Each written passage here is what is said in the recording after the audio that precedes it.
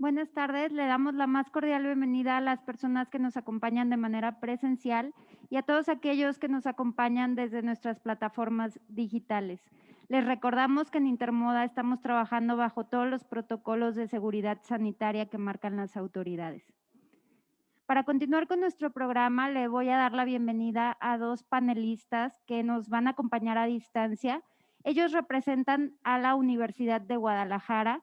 El primero de ellos es el doctor Antonio Ruiz Porras, quien es doctor en Economía en la Universidad de Nottingham, profesor investigador titular del CUSEA de la Universidad de Guadalajara, es miembro del Sistema Nacional de Investigadores y de la Academia Mexicana de Ciencias. Por otro lado, introduzco también al doctor Clemente Hernández. Él es doctor en Economía y maestro en Economía por la Universidad de Arizona. Cuenta con maestría en Economía del CIDE y es investigador líder en temas sobre la política económica internacional, tópicos de crecimiento y desarrollo económico y las relaciones económicas internacionales. El tema que nos presentarán el día de hoy es Panorama Económico 2021-2022. Bienvenidos, doctores. Les cedo la palabra. Gracias, muy amable. Gracias en primer lugar por la invitación. Pues vamos a empezar esta plática con una presentación. Me voy a voy a compartir mi pantalla con todos ustedes para efecto de que podamos hablar un poco sobre esta.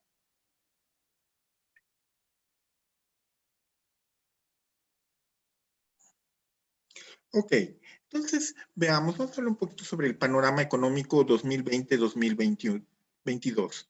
¿Sí? Para esto nuestra plática va a estar organizada de la siguiente manera. ¿Sí? Son básicamente 7 pequeñas partes. Vamos a empezar un poquito con lo que es esto.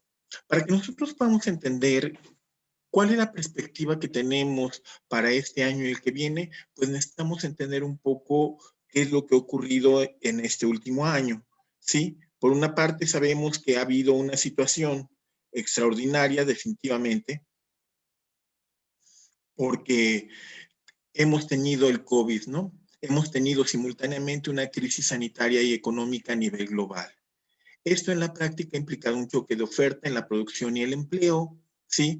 Políticas de confinamiento, y tenemos una reducción del Producto Interno Bruto a nivel global del 4.4%. Esto, a mayor referencia, es una tasa que no se había visto en muchos, muchos años, ¿sí? Sin embargo, en el caso particular de México, curiosamente, no viene la caída importante por el lado del Producto Interno Bruto, sino viene por el lado de la caída del comercio global. ¿Sí? Tenemos una caída que se dio de aproximadamente 8.8%, lo cual es algo muy, muy importante, porque hay que recordar que México aproximadamente el 70% de la producción de bienes y servicios está asociada al comercio. Por lo tanto, una caída muy fuerte como de este 8.8, en la práctica implica que hay una caída aproximadamente del 10% de la producción de bienes y servicios en el país. Bueno, tenemos servicios nacionales de salud rebasados y tenemos una situación donde hay descontento político, económico y social. ¿Sí? Nuestra expectativa para este año y el que viene, pues está asociado a nivel global a lo que es la producción de vacunas y la vacunación masiva. Se espera una recuperación parcial, ¿sí? De hecho, se estima que aproximadamente el Producto Interno Bruto Global crecerá un 5.2%.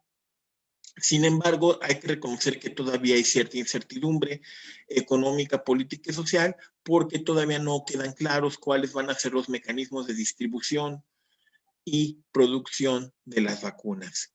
Entonces, lo que más o menos se está esperando a nivel global es una recuperación lenta del empleo, ¿sí? Tanto en países desarrollados y en desarrollo. Esto es a nivel global. ¿Qué es lo que pasa en México? Bueno, sabemos que en este momento en México estamos en una crisis económica que prácticamente desde 1932 no habíamos visto una caída tan fuerte como la que estamos experimentando en estos momentos. Tenemos niveles históricos de desocupación y desempleo. Ha habido una escasa capacidad de respuesta gubernamental, ¿sí?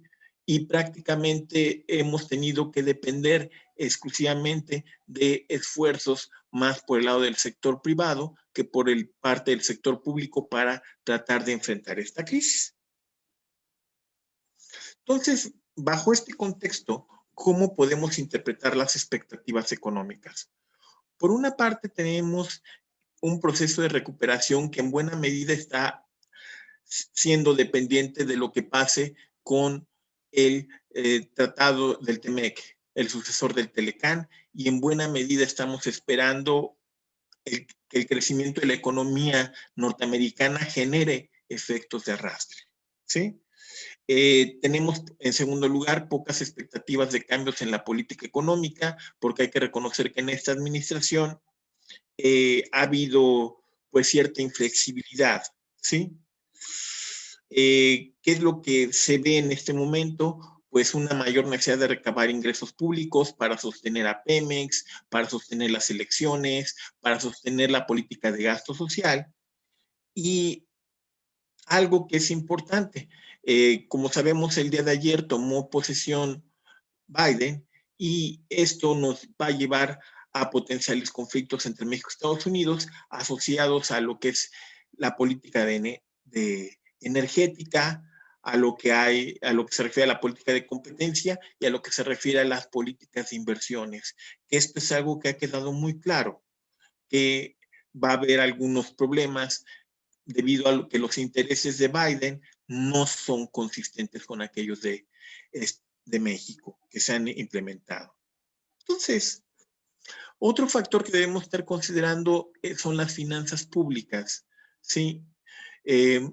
Algo que ha crecido es la deuda pública, hay problemas con las calificaciones de la deuda soberana y también, como hemos visto en este año, se espera que haya algunos intentos de debilitamiento de contrapesos y acuerdos institucionales, y esto se puede ver con lo que es la reforma del Banco de México y también con la propuesta de desaparición de organismos autónomos. ¿Sí? Todas estas cosas son importantes para definir qué es lo que va a pasar en el futuro inmediato. Particularmente si hacemos algunos pronósticos económicos, algo que vamos a ver es, a partir de un escenario conservador, uno pesimista y uno optimista, pues lo que veremos es que más o menos estaríamos esperando algunas tendencias. Particularmente para este año esperamos que el crecimiento económico sea mucho mayor, ya sean cifras positivas, ¿sí? A diferencia de lo que pasó en el año pasado. Y también esperaríamos que este proceso de crecimiento se mantenga en 2022, ¿sí? Sin embargo, hay que reconocer que si vemos la primera línea nos daremos cuenta de que el crecimiento de los 2 años no va a compensar las pérdidas de 2020, ¿sí? Esto es algo que quiero enfatizar en primer lugar, ¿sí? Más o menos nosotros estaríamos esperando para este año un crecimiento del 3.76% y para el año que viene 2.59%, ¿sí? Un poco más siendo específico, pues lo que tendríamos es que a nivel de Jalisco, pues lo que nos muestran estas estimaciones es que podríamos esperar crecer este año 4.7% y en el año 2022 pudiéramos crecer un 3.2%. También lo que veríamos muy probablemente será un crecimiento de los trabajadores en el IMSS, tanto a nivel nacional como en el caso de Jalisco. Aquí algo que quiero resaltar nada más es que, de acuerdo a las estimaciones, el PIB jalisciense crecerá mucho más que el PIB nacional. Lo mismo ocurre con las tasas de crecimiento del empleo formal. ¿Sí? En general, el desempeño de Jalisco, tanto en términos de producción como en términos de empleo, se espera que sea mejor que el nacional. ¿sí? Sin embargo, hay que reconocer que muy probablemente las pérdidas que se obtuvieron en este año no serán compensadas ni siquiera con 2 años de crecimiento económico, ¿sí? Entonces, pues, ¿cuáles son nuestras expectativas? Por una parte, esperamos mejoras en la producción y el empleo. Jalisco tendrá mejores indicadores que los nacionales. Particularmente 2021 espero que sea un mejor año que 2022, esto asociado a lo que se denomina el efecto rebote. Esto es, dado que caímos muy fuerte en 2020, uno esperaría el rebote de la economía en este año, ¿sí? Sin embargo, también algo que estamos viendo es que la recuperación, por lo menos en estos 2 años, será insuficiente para compensar las pérdidas de 2020. De hecho, en ese contexto, la recuperación muy probablemente será lenta y desigual. Sí, y esto también es algo que nosotros debemos estar conscientes para plantear las expectativas en el corto y mediano plazo. El crecimiento económico y la recuperación de la economía mexicana y en particular de la jalisciense, la verdad es que tendremos que esperar hasta después de 2023. Sin embargo, la verdad, también hay que mencionar algo.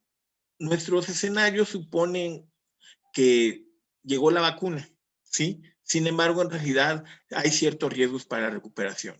¿Cuáles son estos riesgos? Por una parte, están asociados a lo que son los cambios en las condiciones macroeconómicas, ¿sí? La posibilidad de repuntes inflacionarios, el crecimiento de la deuda pública, las políticas fiscales inflexibles, particularmente en materia de impuestos, y el hecho de que el gasto social pueda ser manipulado políticamente debido a la existencia de elecciones, debido a otras circunstancias, pues nos generan potenciales riesgos de cambios en las condiciones macroeconómicas. En segundo lugar, otro gran riesgo está asociado a los retrasos en la distribución de medicamentos y vacunas contra el COVID. Recientemente se ha mencionado que las vacunas no están llegando ni en los tiempos ni en las cantidades esperadas. Y esto es algo bien importante, porque si esto eventualmente se mantiene por algún tiempo, nos generará un riesgo de posponer la recuperación económica. Un tercer riesgo es la falta de flexibilidad de la política fiscal. ¿Sí? Esto a lo que nos estamos refiriendo es que realmente no se prevén cambios en la política fiscal, no se proveen programas de estímulo fiscal ni para el sector privado, tampoco se prevén esquemas de diferimiento de impuestos, tampoco se prevén políticas más amplias de gasto público, ¿sí? Esta falta de flexibilidad también es un riesgo de que eventualmente nos genere retrasos adicionales hacia la recuperación económica. Entonces, pues estos son los principales riesgos y, por tanto, si queremos hacer un balance sobre qué es lo que va a ocurrir, ¿sí? En el corto y mediano plazo, por una parte tenemos con que debemos estar atentos tanto a lo que ocurre en la economía global como lo que ocurre a nivel interno, ¿sí? Por eso el desempeño económico de México ha dependido y seguirá dependiendo de factores externos e internos, ¿sí? Segundo lugar, la recuperación económica será lenta y desigual, ¿sí? Como mencionábamos, realmente hasta 2023 podríamos empezar a pensar en que pudiéramos recobrarnos de las pérdidas del año 2020. En este contexto también vale la pena mencionar que como se prevén como se prevén las expectativas, básicamente la recuperación dependerá del sector servicios, ¿sí? Esto también es algo importante mencionarlo porque en realidad el sector servicios es fundamental para el tamaño de la economía nacional. Aproximadamente el 70% de los empleos en México están asociados al sector servicios. Sí, en tanto Por esta razón, podríamos esperar que el sector servicios en primera instancia y en segundo lugar el sector industrial serán los motores para la recuperación económica. ¿Sí? Entonces, esto también es importante. Finalmente, como mencionábamos hace un momento, la recuperación podría retrasarse debido a riesgos internos y externos.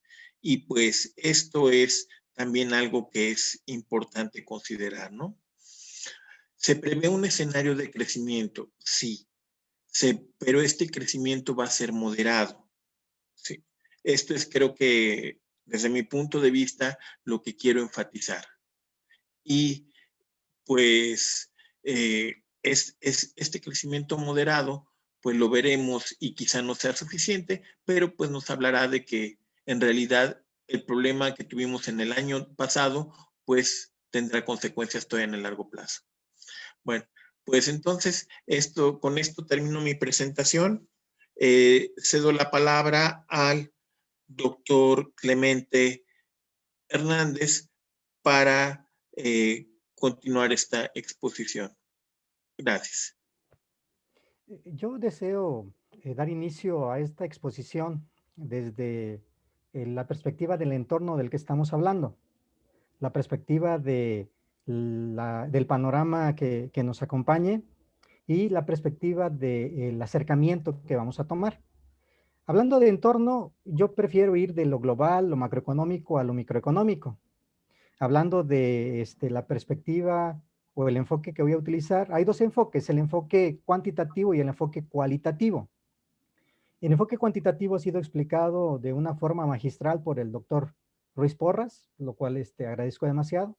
No deseo abundar mucho en él, sino solamente retomar las ideas que provienen de la exposición que él hizo. Pero yo quiero abundar en la parte cualitativa, que creo que la mayoría de las veces cuando hacemos un pronóstico, no es que lo viemos, sino que simplemente es la forma en la cual nosotros estamos tratando de decir o de transmitir un mensaje. En el contexto mexicano, la parte cualitativa se ha vuelto tanto más relevante que la parte cuantitativa. Les doy un argumento. Iniciemos por el hecho de cuáles eran las perspectivas económicas en 2019. Nadie se imaginaba que la economía iba a estar estancada. Y después de que la economía estuvo estancada, cuando se dieron perspectivas de 2020, la parte cuantitativa decía, el efecto rebote debe de hacer que haya un crecimiento en 2020. Y como vimos, un factor externo llevó a un decrecimiento profundo del 9%. De hecho, es el aproximado que va a tener la caída del PIB en el año 2020, en la suma anual. Entonces, en este contexto, si se dan cuenta, la parte cuantitativa nos decía una cosa y la parte cualitativa vino a resultar ser muy diferente. Por parte cualitativa me refiero a que los expertos están diciendo que además de los factores tradicionales que ya conocemos desde la modelación económica, hay otro tipo de cosas que van a influir. Una de ellas es el espíritu del mercado. Es decir, cuál es la actitud del sector privado y cuál es el ambiente que están percibiendo aquellos que están en la parte productiva. Entonces, tomando en cuenta este detalle, yo lo que quiero es más bien generar un rango de perspectivas.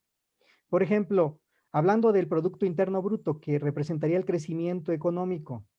En la parte cuantitativa, como bien se mencionó, se espera un 3.7% de crecimiento económico. De hecho, la mayoría de los analistas, utilizando las metodologías necesarias y clásicas para este tema, pueden dar un argumento de tipo estadístico para demostrar que ese sería el esperado.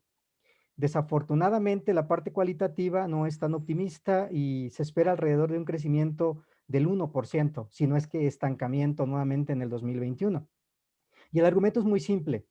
Parece ser que el primer trimestre no va a ser un trimestre de crecimiento que apuntale el desempeño económico, sino más bien parece ser que este trimestre, debido al desenvolvimiento de la COVID-19, muy probablemente va a estar en estancamiento, si no es que en decrecimiento. Y recuerden la actitud de las personas o la forma en la cual tomamos las expectativas tiene una repercusión. Si hubiera estancamiento en el primer trimestre, es muy probable que el segundo trimestre el crecimiento esté muy cercano al 1%, y por lo tanto, para el segundo trimestre del 2021 es cuando se vería un mejor desempeño económico.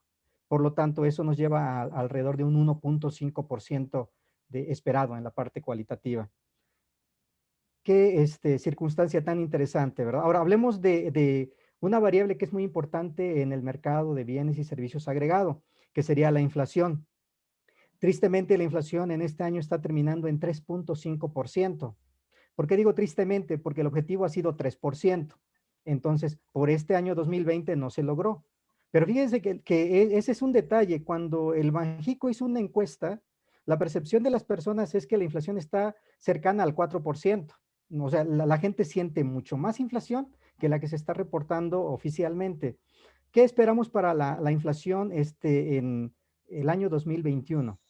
Los primeros trimestres muy probablemente se va a ver un incremento en precios, sobre todo por la parte de los bienes públicos, que normalmente tienen un incremento porcentual de la inflación del año pasado, pero además es el hecho de que por mucho tiempo hemos dicho que el incremento al salario mínimo va a tener algún tipo de repercusión, así que muy probablemente traslade a una inflación mayor a la esperada en el primer trimestre.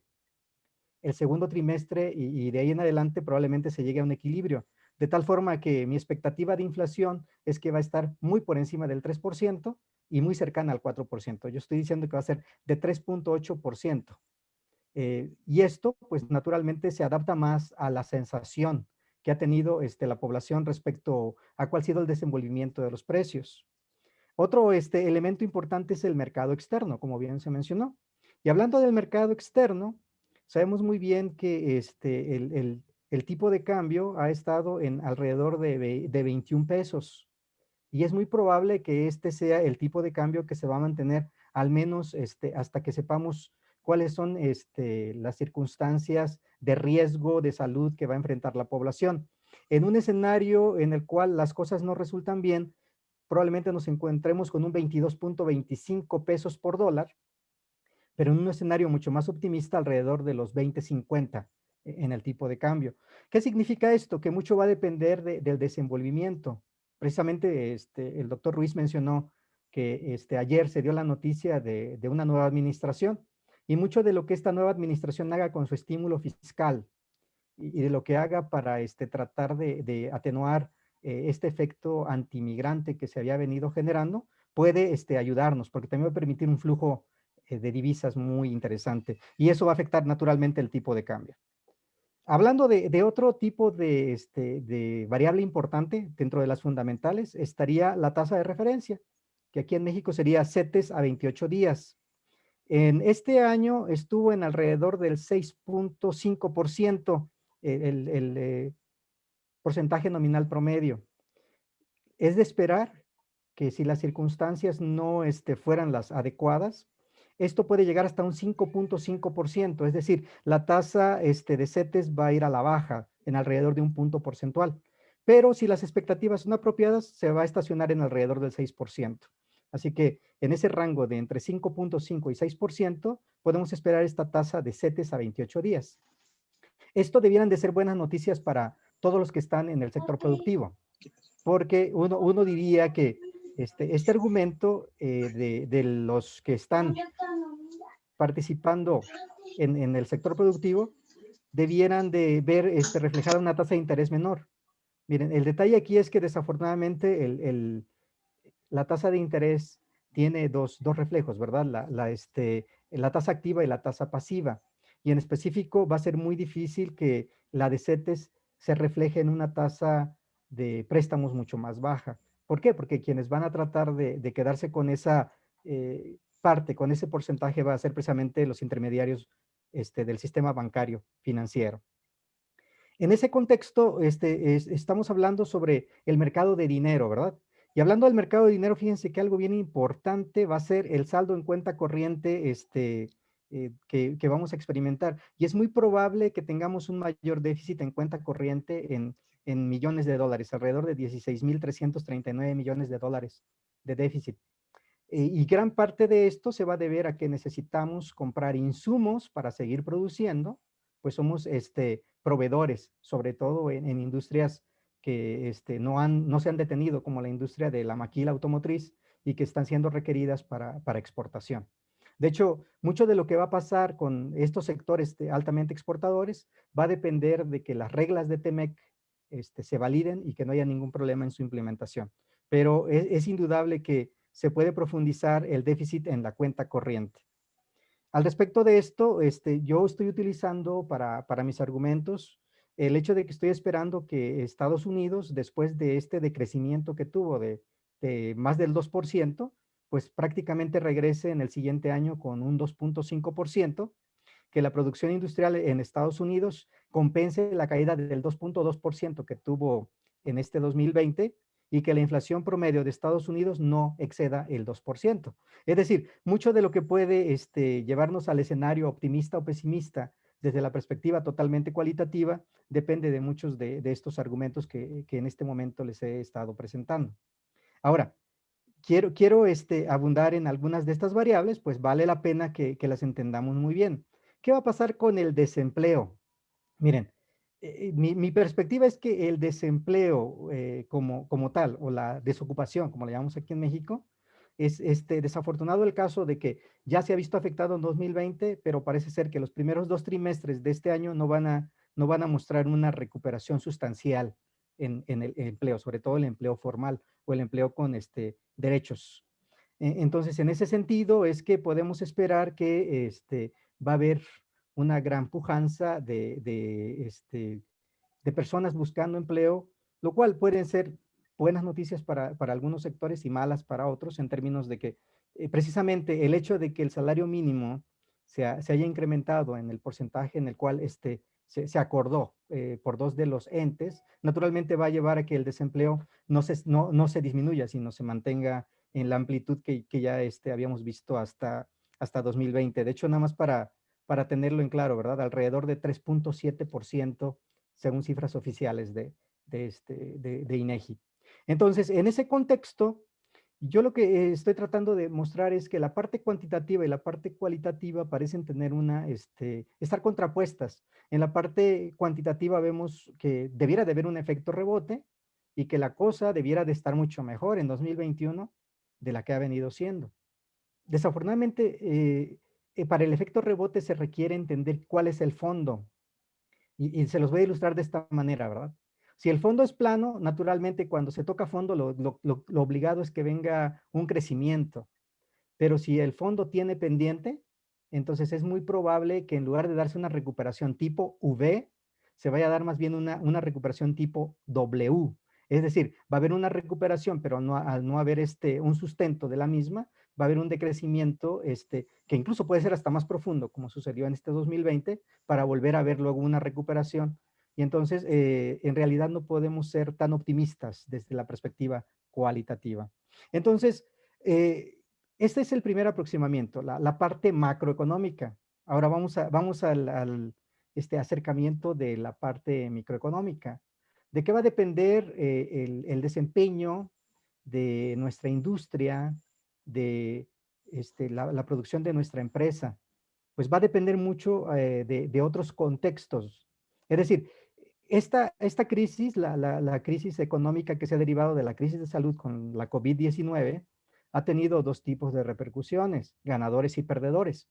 La mayoría han sido perdedores porque no se habían preparado para un evento como el que estamos viendo ahora, donde la gente se queda en casa, donde la mayoría de los consumos ya no se realiza en plazas comerciales ni en lugares cerrados, sino que más bien ahora el consumo se está realizando en línea.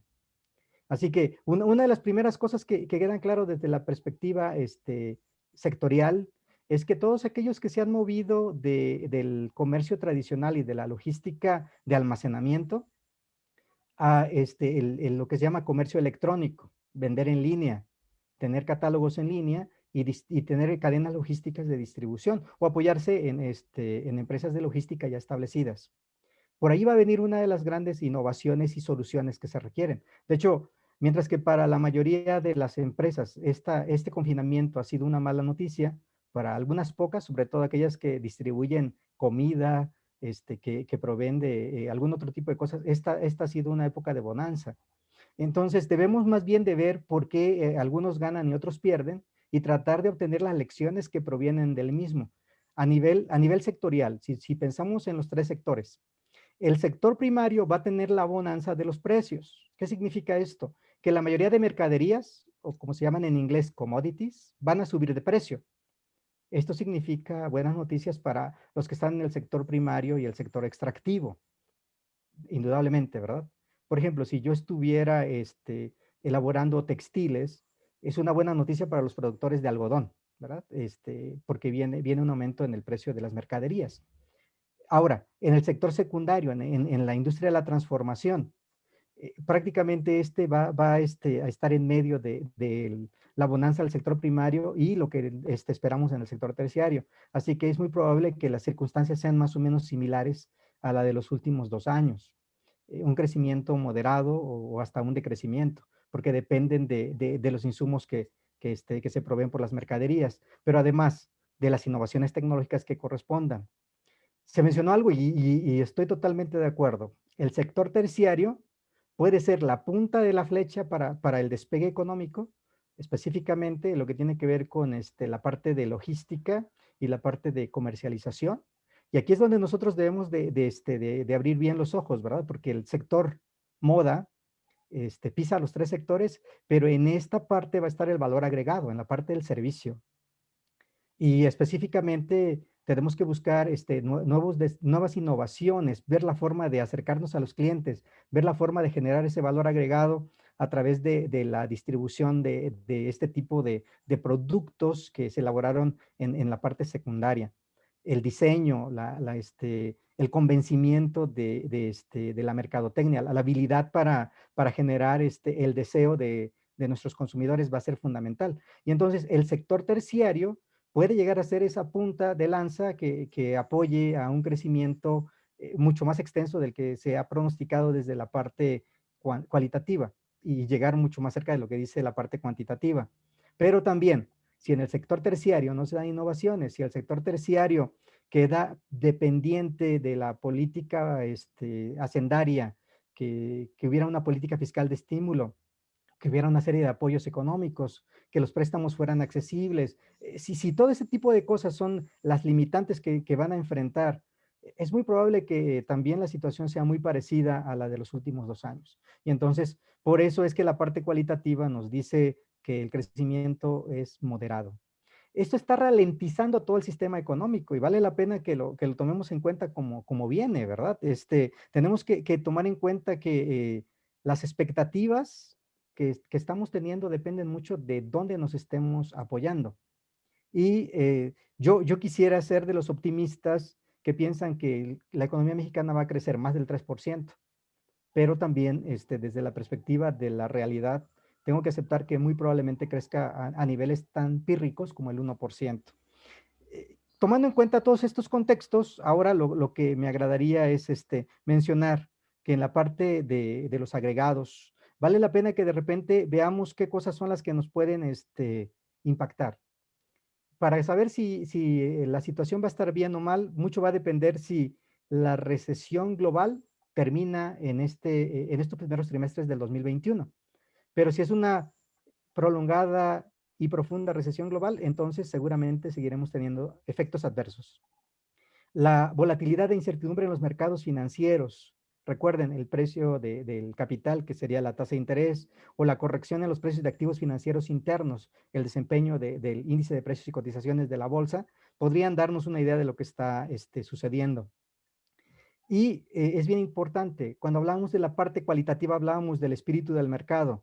Si se sigue debilitando la inversión privada a nivel local, indudablemente vamos a tener que el desempeño económico no es tan alto como pudiera llegar a ser. La debilidad del mercado externo y de la economía mundial junto con la inestabilidad financiera podrían generar incertidumbre económica, que indudablemente a mediados del 2021 se podría volver en incertidumbre política. Recuerden que va a haber una renovación en la Cámara Baja, en la Cámara de Diputados, y eso podría generar que llegue la reforma fiscal para la segunda parte de este sexenio o que simplemente esto ya no suceda. Algo bien importante es que nosotros somos una economía que depende mucho del sector externo, así que dependemos de la bonanza que esté dándose en Estados Unidos. Y también, debido a que todavía mucho de nuestras finanzas públicas dependen de los hidrocarburos, dependemos mucho de lo que ocurra en el mercado de petróleo. Y con esto, lo único que puedo decir es que me gustaría ser optimista y apoyar, ¿verdad? Una perspectiva de mayor crecimiento. Y en ese sentido, emocionalmente me adhiero a ella, pero como les comenté, ¿verdad? Mi perspectiva tiene que estar en ambos extremos. Hasta aquí dejo mi presentación y estoy listo para interactuar con Antonio. Gracias, Clemente. Definitivamente yo creo que lo que hiciste ahorita es un excelente, porque complementa la parte cuantitativa que presenté en la primera parte. Yo creo que hay un par de cosas que me gustaría resaltar sobre lo que tú comentaste. Una, lo que es el desempeño de las tasas de interés. Efectivamente, coincido contigo, muy probablemente no veremos ya más caídas de las tasas de interés, ¿sí? En parte por el poder monopólico, en parte porque tampoco ya hay mucho margen para la política monetaria. Entonces, eso en la práctica implicará problemas de crédito, ¿sí? Y esto creo que es algo que debemos enfatizar. Segundo lugar, creo que también es bien importante lo que mencionaste sobre la dependencia que tiene la economía, las finanzas públicas mexicanas con respecto al precio del petróleo, ¿sí? No se espera que haya una recuperación significativa todavía de los precios del petróleo debido en parte a los cambios de la política en Estados Unidos. Como sabemos, Biden ha sido un promotor de energías renovables y justamente el petróleo cae dentro de las no renovables. Entonces, pues también efectivamente eso nos hace ver que es posible que haya algunos problemas en el futuro inmediato sobre lo que es el manejo de las finanzas públicas, además de que hay que recordar que el año pasado la deuda del sector público creció aproximadamente 9%. Se endeudó de una manera bastante significativa el sector público, a pesar de que este incremento de deuda no se vio reflejado en un incremento de gasto. También quiero retomar lo que mencionaste sobre el papel de los riesgos, ¿no? O sea, creo que los riesgos que mencionas acerca de la posibilidad de rebote es cierto. En realidad, nosotros estamos suponiendo un crecimiento, un desempeño económico en B, pero bien podría ser que esa B se transformara en una W, como bien dices. Esta posibilidad no debemos desecharla, ¿sí? Porque eventualmente nos puede generar problemas en el corto y mediano plazo. Y un factor que también es bien importante, el riesgo asociado a las elecciones, ¿sí? Riesgo por una parte por un potencial crecimiento del gasto público, por un potencial problema de financiamiento, ¿sí? Todos estos problemas también pueden reflejarse en un mal desempeño de la economía mexicana para la segunda parte de este año. Entonces, estos puntos, la verdad es que sí son, todos estos son importantes para estar conscientes de que, bueno, a final de cuentas hemos tenido un periodo, dos años bastante complicados. Estos 2 años, particularmente hasta 2023, posiblemente seguirán siendo un periodo donde haya bastante incertidumbre, bastante volatilidad en buena medida de las variables, y pues esto también debemos considerarlo. Entonces, en este sentido, yo creo que estas son cuestiones bien importantes para efecto de la planeación, para efecto del el análisis en particular de el manejo de las empresas. Las empresas mexicanas todavía están lejos de estar en una situación estable. Y esto, pues debemos estar conscientes para efecto de lo que es la planeación financiera, para lo que es efecto de sus políticas de inversión y de gasto, que yo creo que también deben ser consideradas. Entonces, pues, esto yo creo que son cosas que me gustó, que considero importante enfatizar de tus comentarios, y también creo que en el corto plazo, pues quizá haya algunos riesgos adicionales que debemos considerar.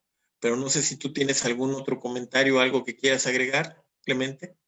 No, al contrario, como yo bien enfaticé la parte macroeconómica, tú la desenvolviste muy bien y yo creo que desde la perspectiva de la estadística o de la econometría, los pronósticos que tú hiciste son de los más razonables.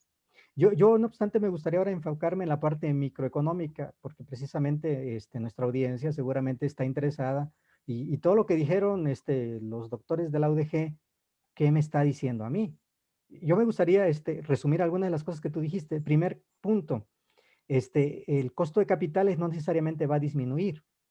¿Qué significa eso? Que si vamos a pedir un préstamo, no significa que lo vamos a conseguir a tasas de interés bajísimas o accesibles, que permitan un financiamiento de corto plazo y de mediano plazo. Quizá de largo plazo sí, pero en el corto y mediano plazo va a ser caro, pues.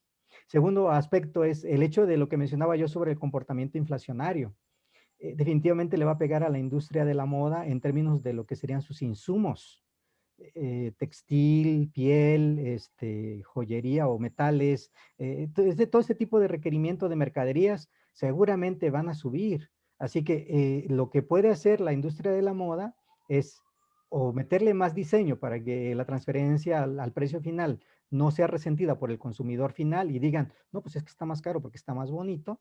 O del otro lado, que traten de atenuar muchos de los costos de su distribución a través de utilizar el comercio electrónico, plataformas ya establecidas o generar su propia plataforma de comercio electrónico, que es lo que ya viene para quedarse, ¿no? Y que es precisamente lo que el COVID dejó como herencia. Ya no vamos a estar tanto comprando en físico como vamos a comenzar a hacerlo cada vez más en línea.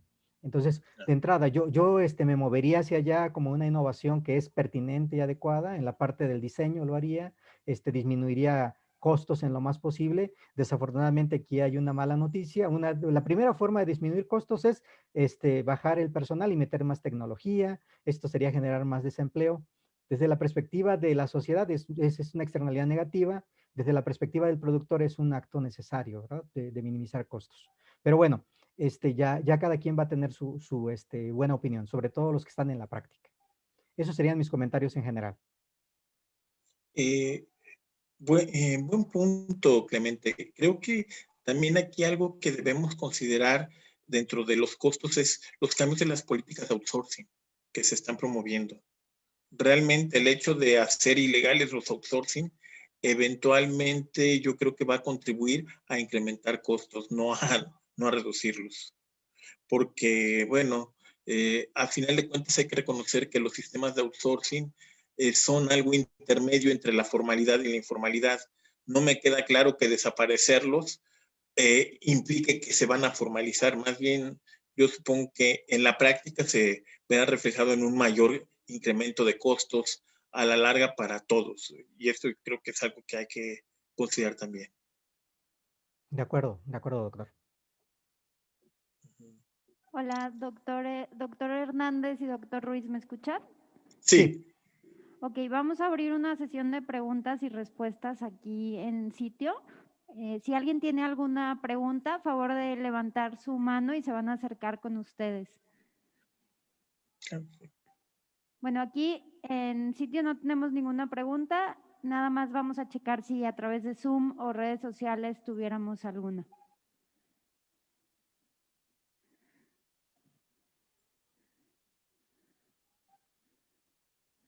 Ok, no tenemos ninguna pregunta y bueno, pues procedo nada más a agradecerles a ambos por habernos acompañado. Agradezco a la Universidad de Guadalajara por haber estado dentro de nuestro programa de charlas y les extiendo este reconocimiento digital, el cual posteriormente les estaré haciendo llegar. Les agradezco mucho, doctor Hernández y doctor Ruiz, por habernos acompañado en este programa y les mando un abrazo a la distancia. Esperemos que sigamos colaborando. Gracias por la Claro que sí. invitación. Muchísimas gracias. Les agradezco a todos los que nos acompañaron de manera presencial y a través de nuestras redes sociales. Los invitamos a mantenerse al tanto de nuestro programa. A las 3 de la tarde en punto tendremos una presentación en Fashion Space y a las 4 de la tarde los esperamos aquí en Charlas para continuar con nuestro programa. Les recordamos seguir atendiendo los protocolos de seguridad sanitaria. En Intermoda hacemos negocios seguros. Muchas gracias. Muchas gracias. Gracias, Mike. Muchas gracias.